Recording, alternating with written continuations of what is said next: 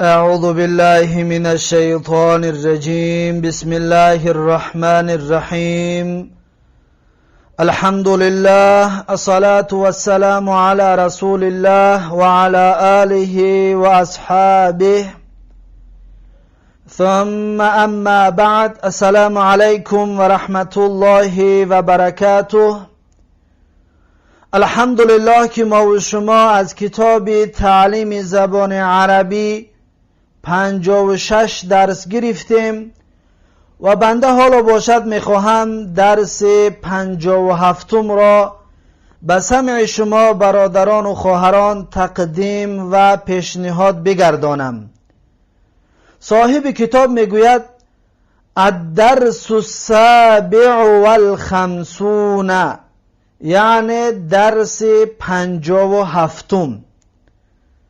درس 57 به مثل درس های گذشته کلمه های نو برای حفظ کردن دارد که این کلمه های نو باید با تمام نازکی هایشان حفظ کرده شوند اولا، بعدا خوانده شود حوار و گفتگوی درس 57.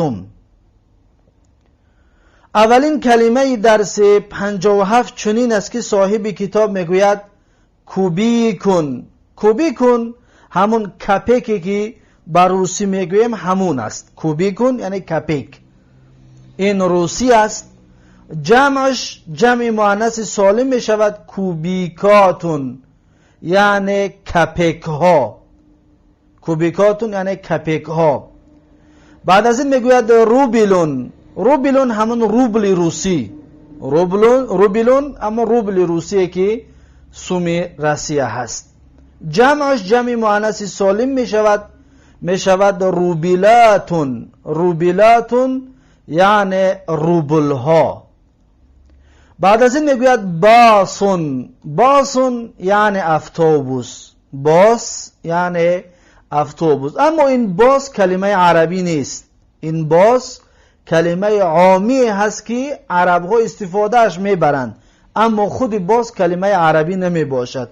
این همون کلمه انگلیسی است که بوس، از همون گرفته عرب ها باسش گفتند و در بین عرب ها همچنین مشهور شده است و عرب ها هم استفاده میبرند یا میفهمند. اما خود این کلمه در کتاب های لغت عربی یا در کتاب های عربی پیدا نمیشد مگر اینکه در لهجه های عربی وجود دارد. پس باسون افتوبوس، اما این کلمه عربی نیست. اما عربیش حافلتون می شود. عربیش حافلتون. بعد از این میگوید باساتون. جمعی باسون، جمع مؤنث سالم. باساتون یعنی افتوبوس ها، اما به عربی می شود حافلاتون. حافلاتون یعنی افتوبوس ها. بعد از این اکنون عدد رو میارد. حساب عدد. واحدون یعنی یک، اثنانی دو، ثلاثتون سه، اربعتون چهار، خمستون پنج، ستتون شش، سبعتون هفت، ثمانیتون هشت، تسعتون نه، عشرتون ده. اکنون از یک تا ده را حسابات رو آورد. حساب از یک تا ده. اما اینجا چند قاعده هست از یک تا ده. میخواهم این قاعده ها را خلاصه براتون بگویم. واحدون این مذکر هست، یعنی یک مرد. اگر زن باشد میشود واحدتون، یا ت در آخرش همراه میکنیم. واحدتون یعنی یک زن. اثنانی این مردانه هست در حالت رفع. اثنینی هم می شود، همچنین دو، اون در حالت نصب و جر هست. اما زنانش می شود اثنتانی. اثنتانی یعنی دو زن. حالت رفعش، حالت نصب و جرش می شود اثنتینی.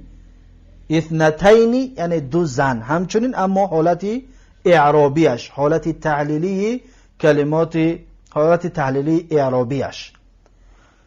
اکنون این واحدون و اثنان اینها مذکر باشد مذکر می آید مؤنث باشد مؤنث، یعنی قاعده را رعایت میکند. اما دقت بتید از 3 تا 10 ضد قاعده میآید، قاعده عربی را میشکند، عکس قاعده عربی میآید. ببینید ثلاثتون حاضر با دیدن فکر میکنی که این مؤنث است، زیرا که در آخرش ت دارد. ثلاثتون این مؤنث نیست، این مذکر هست، قاعده عربی را شکست. دیدید اگر گفتنی باشی که 3 زن، این ت را میگیری، این ت را میگیری، پس میشود 3 زن. با این طریق ببینید ثلاثون، ثلاثون یعنی 3 زن، ت را گرفتیم. اگر ت را موندیم میشود ثلاثتون، 3 مرد. دقت دادید قاعده عربی را شکست. از این حساب میگن از 3 تا 10 را قاعده عربی را میشکند. ببینید همه اینها ثلاثتون، اربعتون، خمستون، ستتون، سبعتون، ثمانیتون، تسعتون، عشرتون، اینها همش مذکر هستند. اگر میخواید این را مؤنثش را بگید میگید ثلاثون، اربعون، خمسون، ستون، سبعون، ثمانیون، تسعون، عشرون یا عشرون. دقت دادید؟ با این طریق گفته می شود. خب این بود قاعده درباره عددها از 1 تا 10. اکنون میگذاریم به کلمه های نوی بعدین. میگوید که سکینون، سکینون یعنی کارد، کارچه، کارد. جمعش میشود سکاکینو، سکاکینو یعنی کاردها، کارچه ها. سکاکین صیغه منتهی الجموع که است، آخرش تنوین را قبول نمی کند. بعدش میگوید صحن المسجدی، صحن المسجدی یعنی صحنه مسجد، حولی مسجد. صحن درس گذشته خونده بودیم، اگر صحن به تنهایی بیاید به معنای لعلی یا تقسیمچه یا ترلکه یا طبقچه و این معناها بود. اما وقتی که اضافه می شود به مسجد میگوید صحن المسجدی یعنی حولی مسجد، یعنی صحنه مسجد یا صحن البیتی، حولی خانه. صحن با دو معنی می آید، یکی به معنای ترلکه و به معنای تقسیمچه و یکی به معنای حولی. بعد از این میگوید ضیفون، ضیفون یعنی مهمان، ضیف مهمان رو میگویند. جمعش میشود ضیوفون، ضیوفون یعنی مهمان ها، ضیوفون جمع ضیف مهمان ها. بعد از این میگوید غالین، غالین یعنی قیمت، غالین اسم فاعل است. در اینجا قاضی اعلال قاضین با وجود آمدگی است. اصل غالین فعلش غلا یغلو، غلا یغلو می باشد. غلا یعنی قیمت شد و مثل دعا. یغلو قیمت می شود و مثل یدعو. اینها از باب یکم است غلا یغلو و ناقصی واوی است، چطوری که در صرف میر خوانده بودیم دعا یدعو، پس غلا یغلو و مثل آن همون است. پس اسم فاعل دعا یدعو میشد داعین، غلا یغلو را اسم فاعلش میشود غالین. دقت دادید اینجا در یا حذف شدگی است، اعلالی قادین شدگی هست. پس این اسم فاعل است به معنای قیمت، به معنای قیمت. بعد از این میگه رخیصون، رخیصون یعنی ارزان، رخیصون ارزان. رخیصون این همچنین صفت مشبهه است، صفت مشبهه به معنای اسمی و مثل اسم فاعل هست.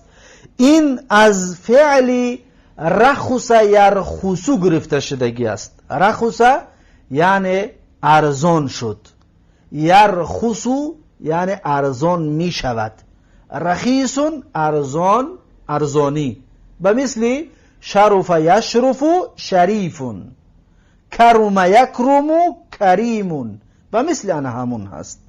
دقت دادید؟ زیرا که از باب پنجمی، باب ثلاثی مجرد است، از 22 باب صرفی باب پنجم است. رخص یرخصو و مثل شرف یشرفو. پس رخیصون صفت مشبهه است و معنای ارزان. بعد از این میگوید قیمتون. قیمتون یعنی قیمت، یعنی ارزش، یعنی نرخ. قیمت یک چیز، ارزش یک چیز، نرخ یک چیز. بعد از این میگوید جیبون. جیبون یعنی کیسه. جیب یعنی جیب یعنی کیسه. جمعش میشود جیوبون، یعنی جیب ها، کیسه ها. جیوبون، جیب ها و کیسه ها. بعد از این میگوید باکرن. باکرن یعنی بر وقت. این اسم زمان هست. باکرن یعنی بر وقت. بعد از این میگوید متأخرن. متأخرن یعنی دیر. متأخر یعنی دیر. این هم همچنین اسم زمان هست، یعنی دیر از وقت. بعد از این میگوید اقامه. اقامه به معناهای گوناگون میآید. در این کتاب صاحب کتاب اقامه را به معنای زندگی کردن، اقامت کردن گرفتگی است. اما اقامه به معنای برپا داشتن میآید. همچنین اقامه همچنین به معنای قامت گفتن میآید. اقامه یقیم اقامتا. اقامه یعنی قامت گفت، قامتی برای نماز، قامت نماز را گفت. یقیمو یعنی قامتی برای نماز رو میگه که اقامه برپا داشت نماز رو، خوان نماز رو. یقیمو میخواند نماز رو. اما در اینجا اقامه به معنای همچنین به معنای زندگی کردن، به معنای اقامت کردن در یک جا، زندگی کردن در یک جا میآید و در اینجا به همین معنا صاحب کتاب استفادهش برده است. در حوارش حالا میآید. پس اقامه یقیم اقامتن از باب اکرم یکرم اکرامن هست و مثال واوی و اجوفی واوی است. اقامه در اصل اقومه بود، یقیم در اصل یقویمو بود، اقامتن در اصل اقوامن بود. دقت دادید؟ مصدرش اقامتن می شود اما در اصل اقوامن بود.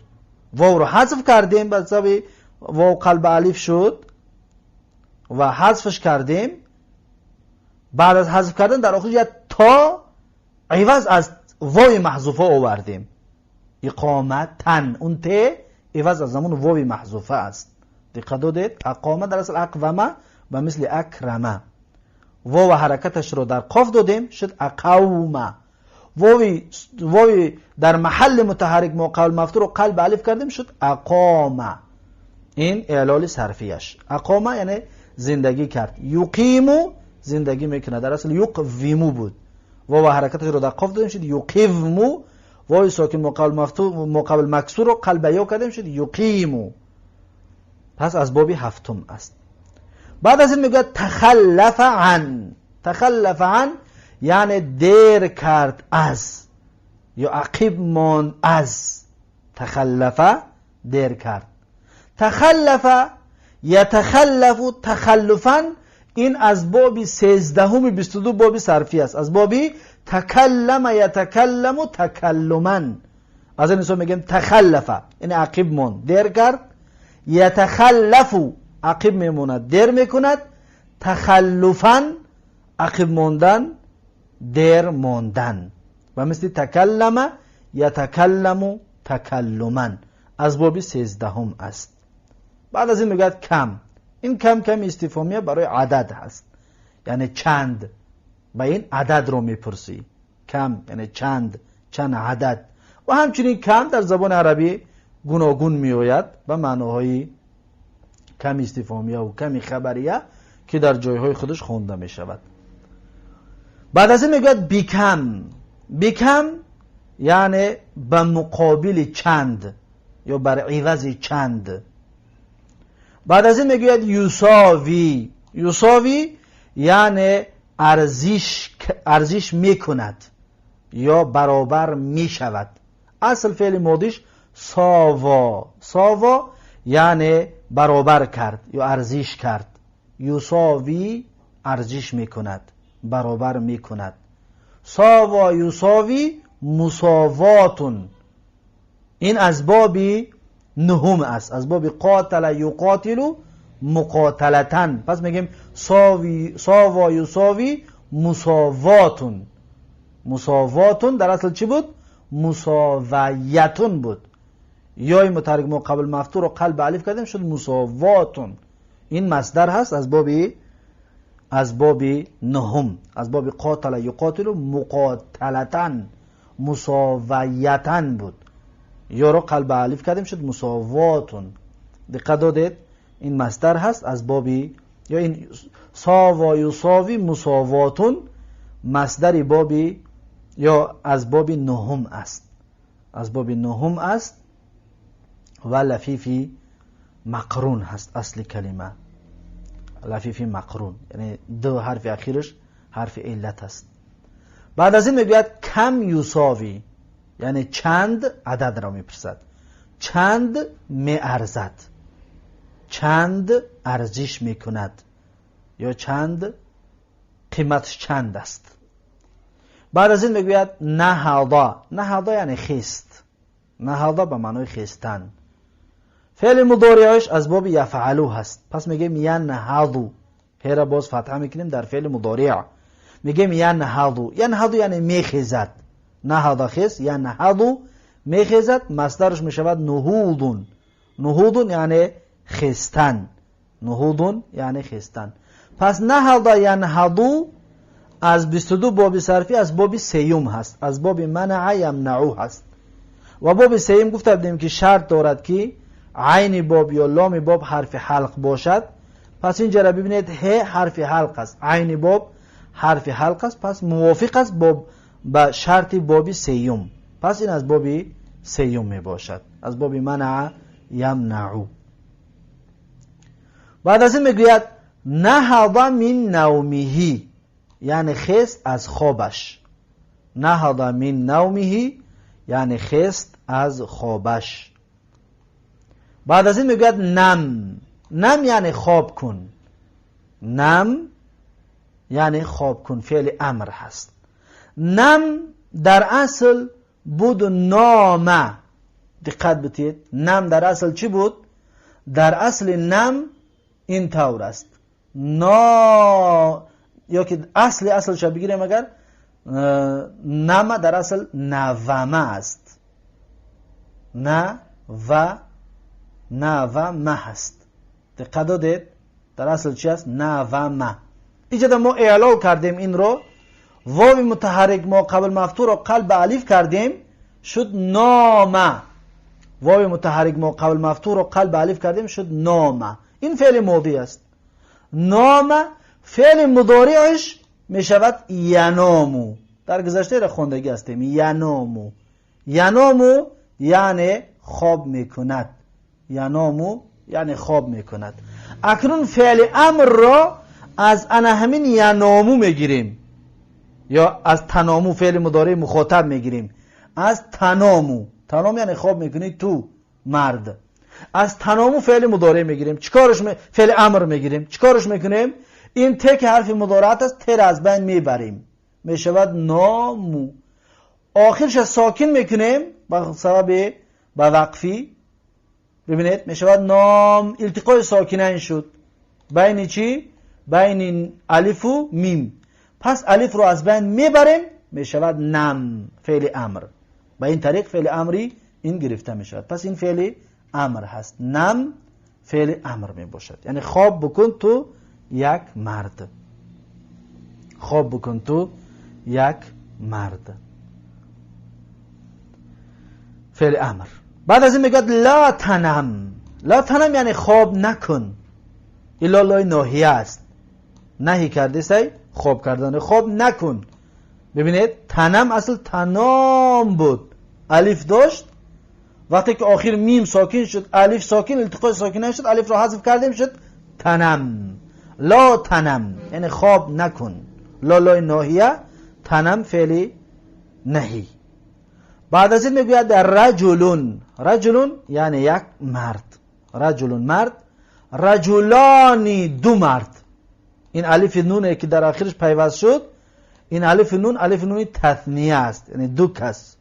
رجلانی یعنی دو مرد، کتابانی دو کتاب، امرأتانی دو زن. دقت داده این الف نون، الف نون مثنا هست، یعنی تثنیه میکند اسم رو. در حالت رفع الف نون میآید، در حالت نصب و جر یا میآید. رجلینی دو مرد، کتابینی، دو کتاب.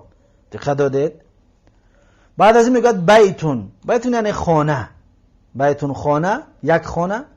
دو خانه باشد میگیم بیتانی، یعنی دو خانه. الف و نون، ببینید در آخرش الف و نون همراه کردیم، شد دو خانه. کتابانی مثلا گفتیم. در حالت رفع است. اگر در حالت جر بیاید یا در حالت نصب بیاید میشود کتابینی. این الف یا میشود کتابینی. دقت دادید؟ یا بیتینی، دو خانه. کتابینی، دو کتاب. پس این هست مثنا. کتابانی یعنی دو خانه. بیتانی، دو خانه. پس این از کلمه های نوی درس 57. با همین کلمه های نوی درس 57 به آخر رسید. پس میگذاریم به حوار و گفتگوی درس 57. صاحب کتاب میگوید واحد و واحد اثنانی، یا میخوانیم که واحد و واحد اثنانی، واحد اثنانی، یعنی یک و یک دو.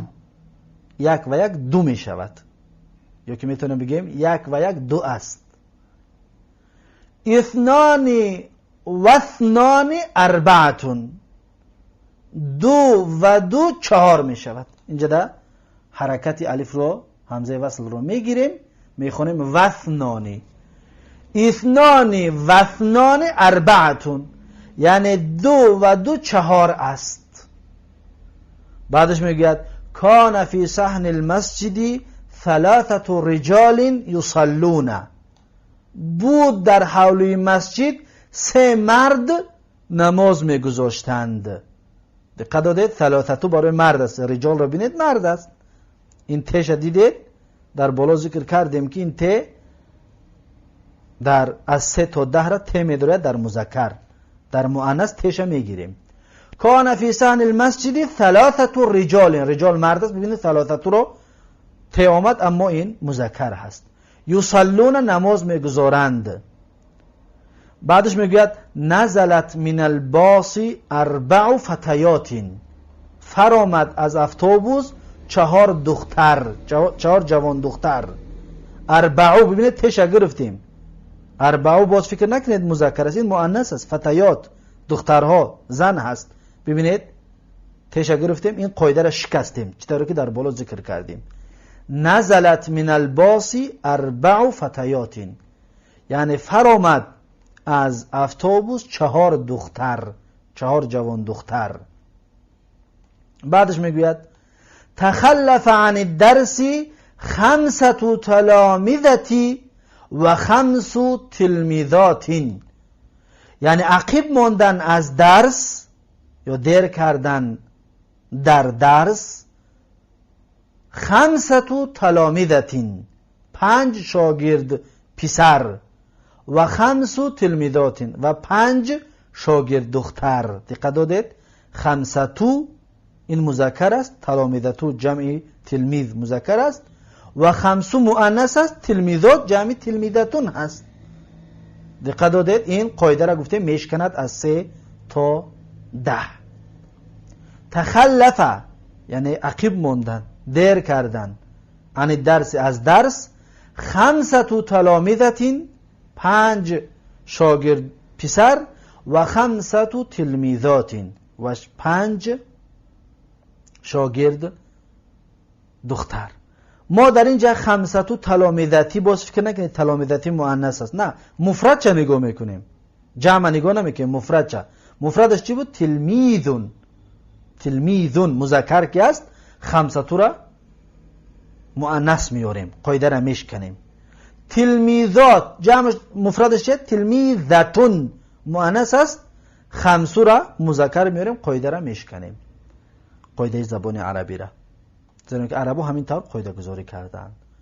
بعدش میگوید رأیت 3 فلاحین یزرعون الحنطة فی حقولهم، میگوید دیدم 3 دهقان را زراعت میکردن. 3 فلاحین یعنی 3 دهقان مرد را، 3 مردانه، سه دهقان مرد رو یزرعون الحنطه، زراعت میکردن، کشتکاری میکردن گندم رو، حنطه گندم، فی حقولهم در کشتزارهایشان. رأیت ثلاثه فلاحین، دیدم سه دهقان مرد رو یزرعون الحنطه، کشتکار میکردن گندم رو، فی حقولهم در کشتزارشان، در زمینی کارمشان. بعد از این میگوید کان عندنا امسی ضیف فشرب ستة فناجین شاین و انا شربت معه 7 فناجین. ببینید میگوید که کان عندنا امسی، یعنی بود در نزد ما دیروز، ضیف مهمانه، فشرب پس نوشید همون مهمان، 6 فناجین شاین، 6 پیاله چای را.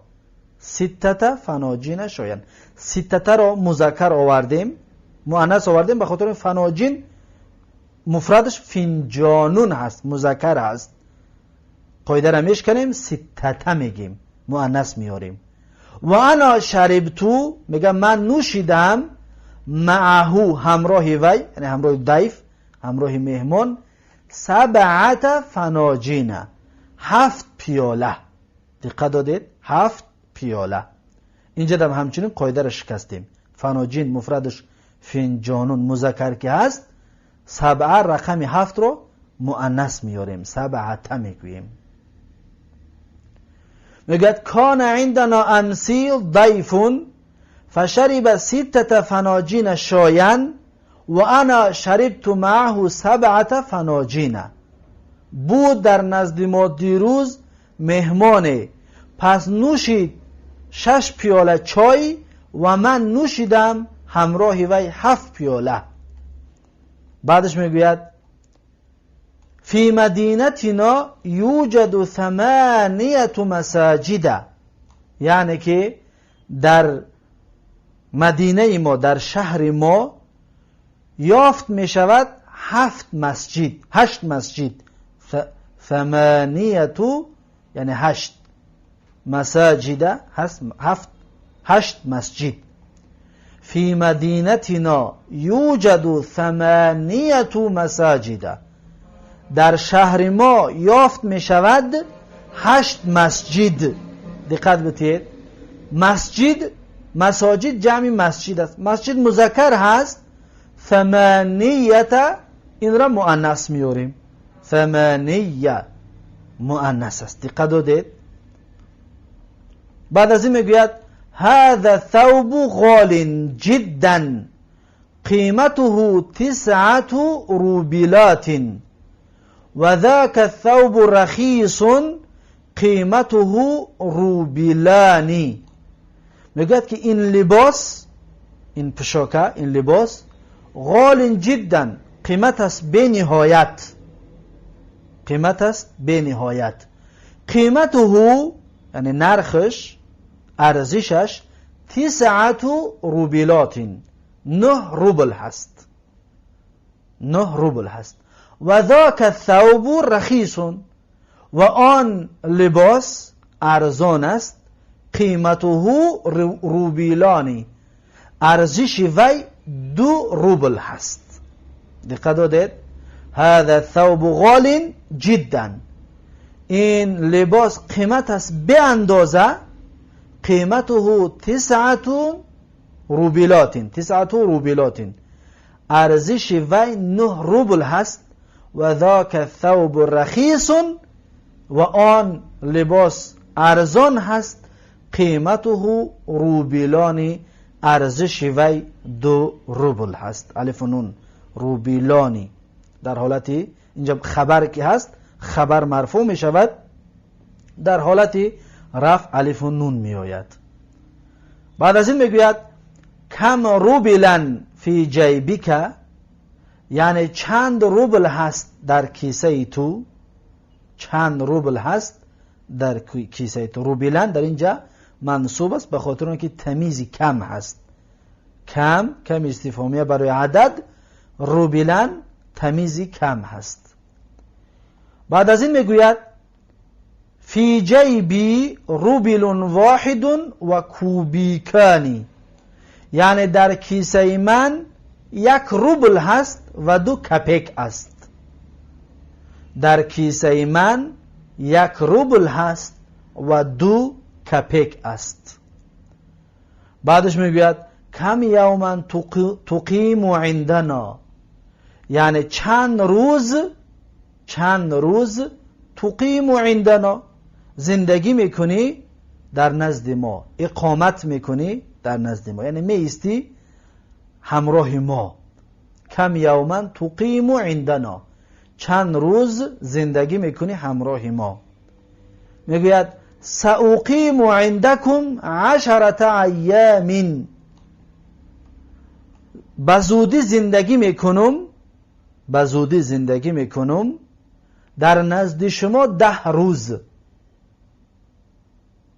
بزودی زندگی میکنم در نزد شما یا همراه شما 10 ایام، یعنی 10 روز. ایام جمع یوم است، مذکر که هست 10 را ببینید مؤنث میاریم. قاعده عربی رو در اینجا میشکنیم.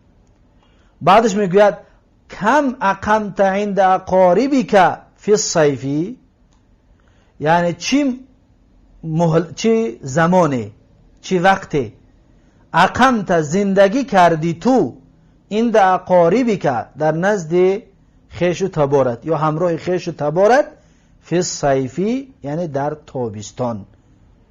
کم اقمت عند اقاربک فی الصیف، یعنی چی مهلت، چی زمان زندگی کردی همراه خیش و تبارت در تابستان. میگه اقمت عندهم شهرا واحدا، یعنی زندگی کردم، استقامت کردم در نزد ویها یا همراه ویها شهرا واحدا، یعنی 1 ماه زندگی کردم همراه ویها 1 ماه. بعد از این میگه بکم اشتریت سکینک، یعنی در مقابل چند سوم خریدی کارچه‌ات را. بکم اشتریت یعنی به چند سوم، به عوض چند سوم. اشتریت خریدی تو، سکینک کارچه‌ات را، کاردت را. میگوید اشتریته ب4 روبلات و نصف، یعنی خریدم وی را، یعنی کارد را، ب4 روبلات و نصف، به 4.5 سوم. 4 نصف نیم، نصف به 4.5 سوم. اشتریته ب4 روبلات و نصف، یعنی خریدم وی را به 4 روبل و نصف، یعنی 4.5 روبل. بعدش میگوید نم باکرا وانهض من نومك واذهب الى الدروس باکرا ولا تتخلف عن الدروس ابدا. میگوید که نم باکرا، یعنی خواب بکن بر وقت خواب بکن. وانهض من نومك، و بخیز از خوابت. واذهب الى الدروس باکرا، و برو به سوی درس ها باکرا، یعنی بر وقت. ولا تتخلف عن الدروس ابدا، و عقب نمان یا دیر نکن از درس ها هیچگاه، ابدا هیچگاه دیر نکن. نم باکرا وانهض من نومك، یعنی خواب بکن بر وقت و بخیز از خوابت.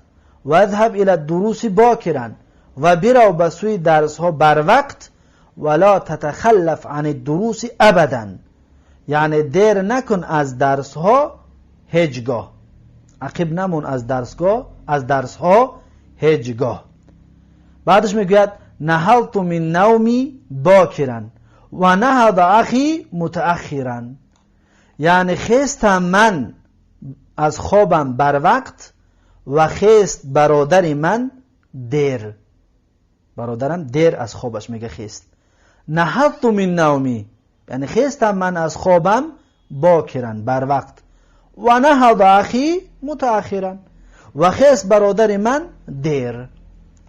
بعدش میگه کم یساوی هذا البیت، یعنی چند می ارزد این خانه، چند ارزش میکند یا می ارزد این خانه. میگه یساوی غالیا لان البیوت فی المدینه غالیتون، میگه ارزش میکند یا می ارزد قیمت، غالیا قیمت، لان البیوت فی المدینه غالیتون، زیرا اینکه خانه ها در شهر قیمت هستند، زیرا اینکه خانه ها در شهر قیمت هستند. یساوی غالیا یعنی که ارزش میکند قیمت، لان البیوت فی المدینه غالیتون، زیرا اینکه خانه ها در شهر قیمت هستند.